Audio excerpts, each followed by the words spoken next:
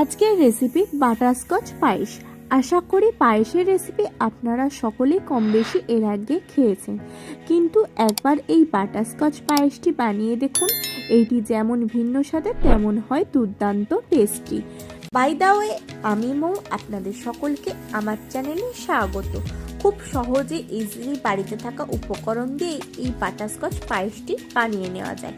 চলুন দেখে নিই কীভাবে এই বাটারস্কচ পায়েসটি বানাবো। এটি বানানোর জন্য আমি একটা পাত্র নিয়ে নিয়েছি, তাতে নিয়ে নিচ্ছি 100 গ্রাম গোবিন্দভোগ চাল। এবার জল দিয়ে আমি এই চালটাকে খুব ভালোভাবে ঘষে ধুয়ে পরিষ্কার করে নেব। দেখুন, আমি চালে জল দিয়ে দিয়েছি, দিয়ে হাত দিয়ে খুব ভালোভাবে ঘষে পরিষ্কার করে নিচ্ছি। দিয়ে জলটাকে ফেলে দেবো, দিয়ে আবারও জল দিয়ে 2-3 বার খুব ভালোভাবে ধুয়ে পরিষ্কার করে নেব। দুবার ভালোভাবে পরিষ্কার করে নিয়েছি। আপনাদের চালটা পরিষ্কার করতে যতবার ধুতে হবে আপনারা সেই অনুপাতে ধুয়ে নেবেন। আমি 2-3 বার খুব ভালোভাবে ধুয়ে পরিষ্কার করে নিয়েছি। এবার এই চালটাতে আমি জল দিয়ে দেব। জল দিয়ে ঢাকনা চাপা দিয়ে 8 ঘন্টা ভিজিয়ে রেস্টে রেখে দেবো। এবার গ্যাসে আমি একটা ফ্রাইং প্যান নিয়ে নিয়েছি, তাতে আমি 4-5টা আমন্ডস নিয়ে নিয়েছি। আমন্ডসটাকে 2-3 মিনিট হালকা করে রোস্ট করে নেব। 2-3 মিনিট পরে এতে আমি কাজু বাদাম অ্যাড করে দেবো। কাজু বাদামটাও গোল্ডেন হালকা ব্রাউন কালার আসা পর্যন্ত নেড়ে চেড়ে নেব। যখন এটার গা হালকা ব্রাউনিশ হতে শুরু করবে তখন এতে আমি কয়েকটা পেস্তা অ্যাড করে দেবো। প্রসঙ্গত বলে রাখি, এই সময় গ্যাসের ফ্লেমটা একদমই লোতে রাখবো। দিয়ে সমস্ত ড্রাই ফ্রুটসগুলোকে খুব ভালোভাবে ভেজে নেব। গ্যাসের ফ্লেম অফ করে দিয়েছি। এবার এটাকে একটা পাত্রে ঢেলে নেব, নিয়ে এটাকে ছোট ছোট করে টুকরো করে কেটে নেব বা মিক্সিতে গুঁড়ো করে নেব। এবার একটা থালা নিয়েছি, তাতে আমি ঘি নিয়েছি, দিয়ে এই থালাটাকে খুব ভালোভাবে ঘি ব্রাশ করে নিচ্ছি। আপনারা যে কোনো প্লেট ব্যবহার করতে পারেন। দেখুন, খুব ভালোভাবে ঘিতে এটাকে ব্রাশ করে নিয়েছি। এবার গ্যাসে আমি একটা কড়া নিয়েছি, তাতে আমি চিনি দিয়েছি। দিয়ে চিনিটাকে একদম গ্যাসের ফ্লেম লো রেখে এটাকে আমি একদম গলিয়ে নেব। খুব সুন্দরভাবে চিনিটাকে আমি ক্যারামেল করে নেব। দেখুন, চিনিটা ধীরে ধীরে গলতে শুরু করছে। এই সময় গ্যাসের ফ্লেম একদমই লো রাখবো। দেখুন, চিনিটা গলছে এবং চিনির কালার ধীরে ধীরে চেঞ্জ হচ্ছে। দেখুন, চিনির কালার অলরেডি আসতে শুরু করেছে।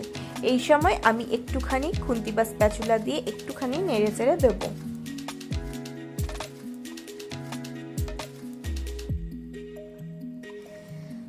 দেখুন, চিনিটা একদমই খুব ভালোভাবে সুন্দরভাবে গলে গিয়েছে।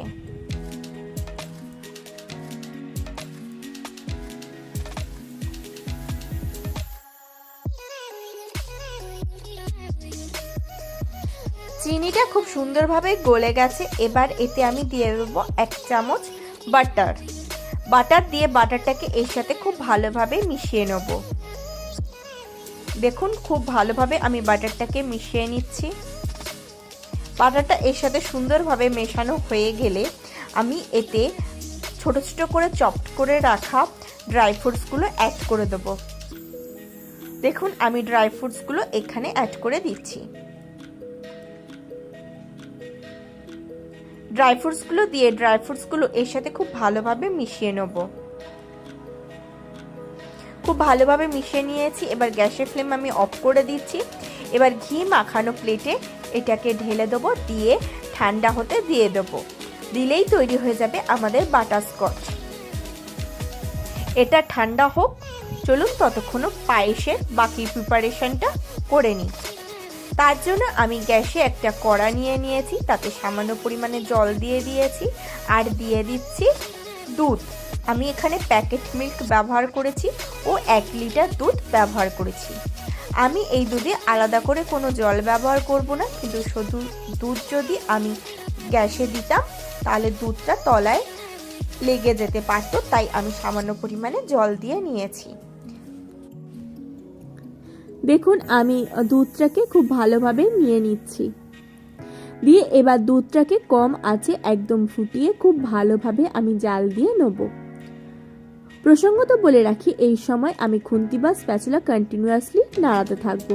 দুধে কোনো রকম সর বা মালাই ফেলতে দেওয়া যাবে না। কখনো গ্যাসের ফ্লেম হাই করে, কখনো গ্যাসের ফ্লেম লো করে দুধটাকে খুব ভালোভাবে ফুটিয়ে আমি কমিয়ে নেব। 1 লিটার দুধটাকে ফুটিয়ে ফুটিয়ে আমি অলমোস্ট 750 ml মতন করে নেব। দেখুন আমি দুধটাকে কন্টিনিউয়াসলি নাড়াচ্ছি, দুধে কোনো রকম সর ফেলতে দিচ্ছি না।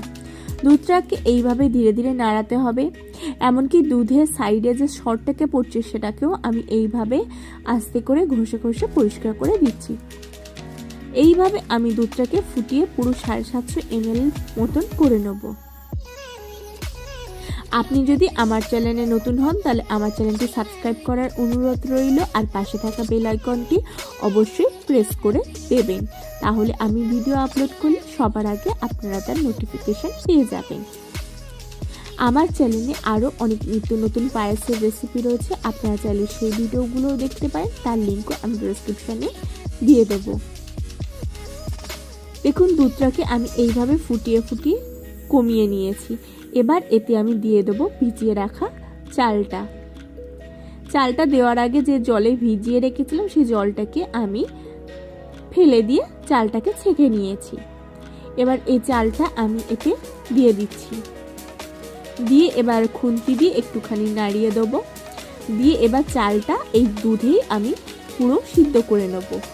প্রসঙ্গত বলে রাখি, চালটাকে আমি এমনভাবে সিদ্ধ করব যাতে সমস্ত চালটা গোটা গোটা থাকে এবং ভালোভাবে সিদ্ধ হয়ে যায়। দেখুন আমি খুব ভালোভাবে নেড়ে চেড়ে চালটাকে এইভাবে ফুটিয়ে ফুটিয়ে সিদ্ধ করে নেব। খুন্তি বা স্প্যাচুলা মাঝে মাঝে এইভাবে নেড়ে দেবো যাতে দুধে কোনো সর না পড়ে।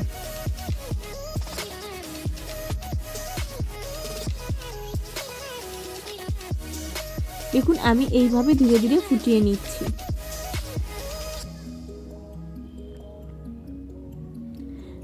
এইভাবে 5-10 মিনিট হয়ে গেছে। দেখুন দুধটা ধীরে ধীরে কমে আসছে এবং চালটা সিদ্ধ হয়ে হয়ে আসছে।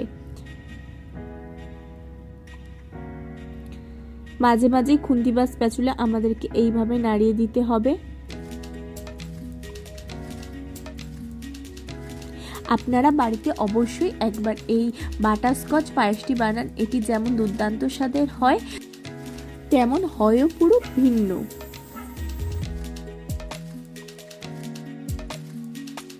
দেখুন আমি চালটা আপনাদেরকে তুলে দেখাচ্ছি, চালটার যে সুন্দর ভাত হয়েছে, কত সুন্দর ভাত হয়েছে, অলমোস্ট 50% হয়ে গিয়েছে। এটাকে আমি আরও কিছুক্ষণ এইভাবে দুধে ফুটিয়ে নেব। আপনারা এই জন্মাষ্টমীতে অবশ্যই একবার এই পায়েসটি বানান।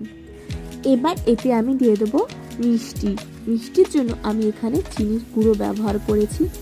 আমি এখানে প্রথমে 3 চামচ মতন চিনির গুঁড়ো দিয়েছি, দিয়ে সেটাকে এর সাথে মিশিয়ে নিয়েছি। বাদবাকি চিনিটা আমি পরে ব্যবহার করব। চিনি দিলে চিনিটা যখন এই গরম অবস্থায় ফোটানো হয় তখন এর কালারটা একটুখানি লালচে টাইপের এসে যায়, কিন্তু আমি পায়েসটাকে একদমই সাদা করব, তাই আমি এখানে সব চিনিটা মেশালাম না। আর চিনিটাকে অবশ্যই গুঁড়ো করে ব্যবহার করবেন। চিনিটাকে মিশিয়ে দিয়েছি। এবার গ্যাসের ফ্লেম অফ করে আমি এটাকে ঠান্ডা করে নেব। দেখুন এটাকে আমি ঠান্ডা করে নিয়েছি। এবার এতে আমি বাদবাকি চিনির গুঁড়োটা অ্যাড করে দেবো। আমি এখানে 100 গ্রাম চিনিকে গুঁড়ো করে নিয়েছি, সেই চিনির গুঁড়োটাই আমি ধীরে ধীরে এতে আমি অ্যাড করে নিলাম। চিনির গুঁড়ো আমি অ্যাড করে দিয়েছি। এবার এতে আমি দিয়ে দেবো এলাচ গুঁড়ো। আপনারা বাড়িতে যে এলাচ হয় সেই এলাচও ব্যবহার করতে পারেন বা সেই এলাচটাকে গুঁড়ো করে ব্যবহার করতে পারেন। এইদিকে দেখুন যে বাটারস্কচটা তৈরি করেছিলাম সেটা খুব সুন্দরভাবে ভালোভাবে সেট হয়ে গিয়েছে। এবার এটাকে আমি হাত দিয়ে আস্তে করে ভেঙে নেব। এইভাবে কয়েকটা ছোট টুকরো মতন করে নেব বাটারস্কচটাকে ভেঙে। এবার আমি একটা চপিং বোর্ড নিচ্ছি, একটা টুকরো নিচ্ছি, নিয়ে এটাকে একদম ছোট ছোট করে চপড করে নিচ্ছি। দেখুন ঠিক এইভাবে ছোট ছোট করে চপড করে নিতে হবে।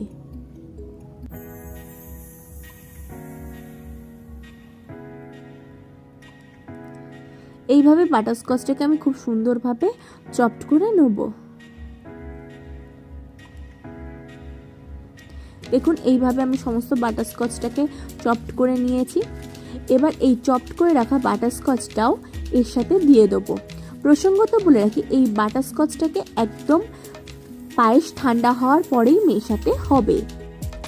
আমি এই পায়েসটাকে 1 ঘন্টা বাইরে রেখে ঠান্ডা করেছিলাম, তারপর ফ্রিজে 8 ঘন্টার জন্য রেখেছিলাম। এবার এই ঠান্ডা পায়েসে এই বাটারস্কচটা মিশিয়ে দিচ্ছি খুব ভালোভাবে। এবার এটাকে আমি পরিবেশন করে দেব। দেখুন কত সহজে ইজিলি তৈরি হয়ে গেল একদম ভিন্ন স্বাদের বাটারস্কচ ফ্লেভারের বাটারস্কচ পায়েস। আপনারা এই জন্মাষ্টমী উপলক্ষে অবশ্যই একবার এই বাটারস্কচ পায়েসটি বানান এবং গোপালকে অর্পণ করুন। এই পায়েসটি যেমন দুর্দান্ত স্বাদের হয়, তেমন ছোট থেকে বড় সকলেই খেতে এই পায়েসটি খুবই পছন্দ করবে। দেখুন আমি পায়েসটা দিয়ে দিয়েছি। এবার উপর থেকে আরও কিছুটা পরিমাণে বাটারস্কচ স্প্রেড করে দিচ্ছি। দেখুন আমি খুব সুন্দরভাবে উপর থেকে বাটারস্কচ স্প্রেড করে দিয়েছি। দিলেই তৈরি হয়ে যাবে আজকের আমাদের রেসিপি দুর্দান্ত স্বাদের বাটারস্কচ পায়েস। আপনারা অবশ্যই একবার এই রেসিপিটি ফলো করে বাটারস্কচ পায়েসটি বানান। আশা করি আজকের ভিডিওটি আপনাদের ভালো লেগেছে। যদি ভালো লাগে তাহলে অবশ্যই লাইক করবেন, কমেন্ট করবেন, শেয়ার করবেন আর আমার চ্যানেলটি অতি অবশ্যই সাবস্ক্রাইব করে নেবেন এরকম নিত্য নতুন রেসিপি সবার আগে পাওয়ার জন্য।